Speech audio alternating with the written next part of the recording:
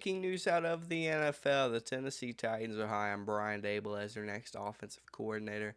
I think this is a good decision by Tennessee. Robert Sala's getting to work early. Got his OC. I really think Brian Daboll would have went to be a head coach with a bunch of these interviews, but he decided to go to uh, uh, not a really good franchise, but he decides to go there, try to help out Cam Ward and get this team a spark on offense because they did not have it last year at all.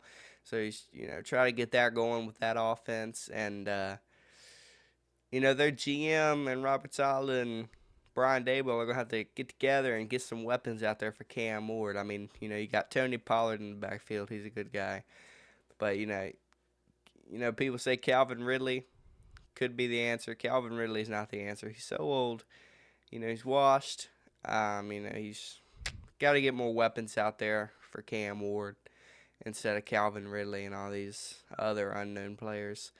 But when you look at it, in my opinion, I think Mike McDaniel and Brian Daboll are could be top 4, top 5 as offensive coordinator.